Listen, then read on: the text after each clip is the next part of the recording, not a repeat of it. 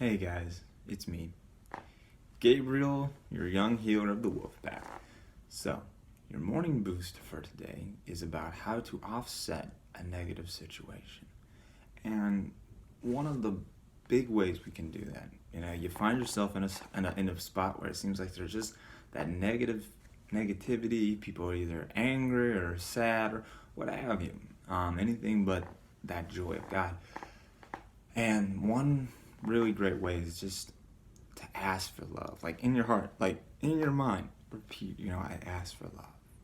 Don't let fear, just simply ask for love, like a resounding gong, kind of resonating throughout your consciousness.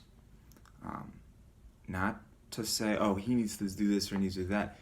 Releasing your expectations, but just simply asking for that. Because see, what you do is where love will come where it's welcome. And so it's going to change how you perceive the situation. Because then you're asking for love. And then accordingly, then you can give it. And the messages you send out will return to you in the language from which they were sent. So if you send forth the messengers of hate and condemnation and judgment, it's no surprise that you're going to get that back in you. So when you send out the messengers of love, they return to you with messages of blamefulness or blamelessness. My gosh, definitely not blamefulness. Blamelessness, kindness, joy, love, forgiveness. And also, I think, and once you've done that, that's just when you're at that base point. I think that really helps give a sense of direction. And then from there, you then go forward and recognizing that forgiveness is your function, correction is not your function, nor is judgment or condemnation.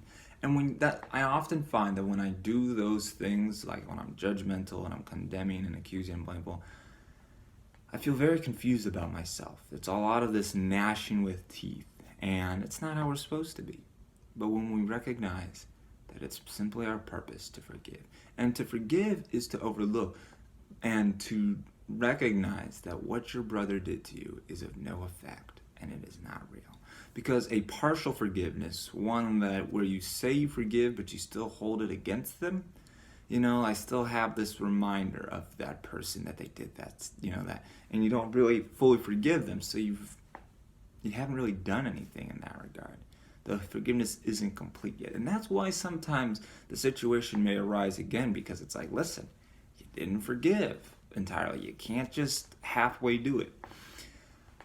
And I think also then going forward as well, recognizing that, to make no decision based off of attack.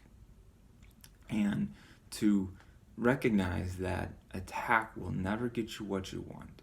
And it will never bring you joy, as much as we may think it does. Because the whole purpose of all of this is that we can help foster communication within ourselves and others. See, the communication within ourselves, I think, is something we don't think about. But to be able to communicate from ourselves to the Holy Spirit and to be able to have that relationship, it requires a fluidity of thought.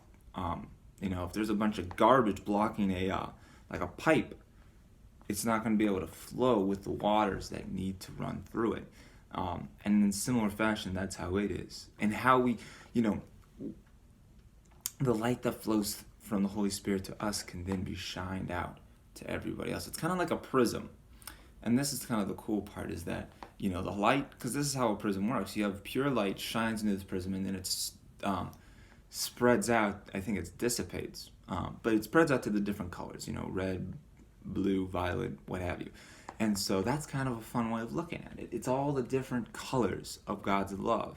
Ooh, the many colors of God's love. I like that. So you've got the pure light energy of the Holy Spirit. And it comes into us, and we're that prism, and we can just let our light shine in so many different ways. Because each person's going to express it maybe a little bit differently, but the heart is still there. That's why, for instance, miracles are all equal, because they all come from the same source, which is maximal, that being love. So that's what I got for you guys. Let's take our situations, our environments that we're in, and let's really offset them with that love of Christ, and really help bring that love into our work environment or wherever we may be. Okay. I wish you well. Godspeed. Peace.